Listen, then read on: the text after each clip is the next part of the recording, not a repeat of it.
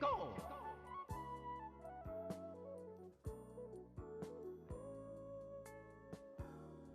Alright, so I've got two phones here. Both of them I use. So this is the Samsung Galaxy S7. It's not the Edge, just the normal Samsung Galaxy S7.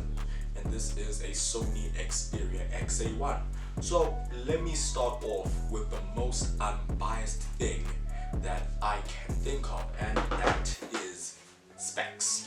So the Sony XA1 is rocking 3 GB of RAM, 32 gigs of internal storage, which can be expandable to 256 gigs. On the camera side, it is rocking a 23 megapixel rear shooter and an 8 megapixel front shooter. When it comes to video, both of them record at 1080p at 30 frames per second. Battery, it has a 2300 milliamp hour battery. The screen is a 720p IPS LCD panel, 5 inches. So that's it for this phone. So yeah, that's the Sony Xperia XA1.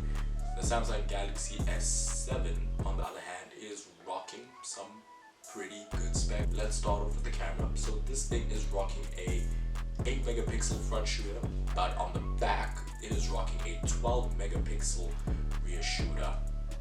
And when it comes to video, now this phone can do 720p at 240 frames per second, 1080p at 30 frames per second, and 1080p at 60 frames per second, and 4K at 30 frames per second. Now this phone, it is rocking a Snapdragon 820 CPU, but not this variant. This variant is rocking Samsung's custom-made CPU, an Exynos 8890. It is rocking 4 GB of RAM. So yeah, when it comes to RAM management, this thing is not bad by any chance. So yeah, you can keep a lot of apps there. Battery, it is rocking a 3000 milliamp hour battery, so it can get you through the day depending on certain settings. Now the display, this phone is an absolute champ. This phone is rocking a 1440p display. Now obviously with this type of display you can adjust it from 1440p to 1080p to 720p. I like to keep it at 1080p. It keeps the battery life decent. When you put it at 1440p, it just honestly kills the battery. And it's an AMOLED display, so colors are bright and vibrant. I like this one. Colors are a bit more bland, they're a bit more muted. Screen size, it's a 5.1 inch display. In terms of storage, it has 32 gigs of storage, and it is expandable with an SD card to 256. So when it comes to everyday life, now when I was using this phone, I did not really mind, even though it did have a slightly lower resolution. Okay, what am I talking about? Slightly lower resolution, drastically lower resolution screen. I still like this phone. I could still watch YouTube videos at 720p. The colors may have looked a little bit more bland, they may have looked a little bit more muted, but other than that, when it comes to video, it wasn't that bad. So if I were to put these two phones side by side, this one is drastically better due to the display that they use. It is an AMOLED display, so it's a much more superior display to an IPS LCD panel. But even if I were to take this phone down to 720p, it'll still look much better than this phone due to the type of display this is. This is an AMOLED versus an LCD. Now battery life, as I said, when it comes to battery life, this phone does last longer than this phone due to its low resolution display. So this phone will go on all day. I keep this phone at 1080p. It's fine maybe when I wake up in the morning and then go to school and then come back home. By the time I probably have dinner, which will probably be somewhere between 7 or 10, I'll have to charge the phone. But it does have quick charging, and so that's a nice feature. This phone also does have quick charging, but since this phone does last longer, I'll probably only charge it when I go to sleep. This phone, I'll charge it a few hours before I go to sleep just to get that extra battery life. And then when it comes to other things such as the camera, don't get me wrong, this camera is not bad by any chance. This camera is far better, but this one, it's not bad. It's just that with this one, I could snap a photo and it'll look good. this one, it's one of those ones where it'll look good, but you know it could look better if the lighting was better or if you angled it better. Now let me get on to the screen. Now, as I have said, if I were to put these phones side by side to watch a video, the Samsung will obviously be much better. I mean, it has a better display. Even if I were to put them both at 720p, the Samsung will still look better. But one area that I'll say both of these phones are lacking in is the speaker department. The speakers aren't that great. So both of the speakers do get really loud, but they do sound a bit tinny. It can fill up a small room, like this room that I used to record my videos in. But other than that, they're not winning any awards. Now let me just talk about things that I think this phone, that I do like about this phone. If you've seen my review, I have complimented this phone on its design. I really like the design. I like the feel it has in my hand. I like the buttons, how they just click and how they are just really tactical. And I actually really do like how it just stands. Features that the S7 has that this phone does not have is that since it has a glass back, you know it has wireless charging, fast wireless charging as well. This thing does have a fingerprint scanner. This one does not have a fingerprint scanner. You either need to use a PIN, password, or a pattern. One thing that I like about this phone is that it does have a dual SIM functionality, so I do have 2 SIMs in here. This phone doesn't.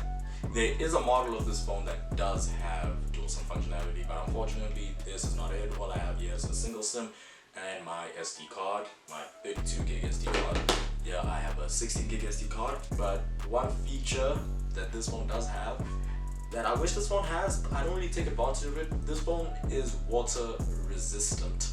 I'm not the type of person who will probably just throw their phone in the pool or throw their phone in the sink, but it's at least nice to know if you're ever in a situation like that, you're secured, you're fine, but not here, so you just gotta be careful. But also when it comes to performance, this one performs much better than this one when it comes to playing games, basic stuff. This one you won't have a problem with it. I used it for about 2 or 3 weeks. It did not give me any problems, any hassles at all, but this one you could just notice at some parts that it just performed a bit better. The only problem that I had with this phone as I was using it was that it gets warm, it gets hot, it gets really hot. This phone, it has never gotten hot or toasty. Basically, have you ever had those days where your phone is like absolutely dry? You have gotten no messages, no nothing, no Instagram followers, nothing. Yeah, it's basically like that. It's basically like touching a stone.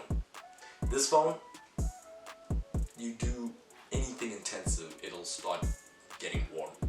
Yeah, this one, it performs well. It just does some things to cut a few corners, like it closes apps, it doesn't keep them all in memory. This phone, it keeps them all in memory. I mean, interesting fact, I have once kept 400 Google tabs open, and I know after the 100th Google tab it's just going to show you that smiley face, so I counted them all, and yeah, I had like over 400 Google tabs. I had like 100 Google tabs here, so I kept all those 400 Google tabs to see how long it'll take before this phone started getting slow. It got slow like by 350 or something, not too slow, but it was still usable. So what is my final verdict? Obviously this S7 is better. It is way better. Everything of it is better. The camera, the screen, the performance. It has its extra features like wireless charging, which I do not use because I don't have a wireless charging mat. But this phone was a good phone to use. I still use it. I use it as my secondary phone, and yeah, it's been very nice to me. The only things that I've not really liked about it is that the headphone jack is here on the top. I would have liked it on the bottom. But one thing that I do like is that it uses USB Type-C, and that's really nice.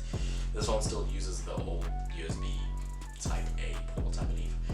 But yeah, so that is my final verdict on this phone. This phone is fine. It was good.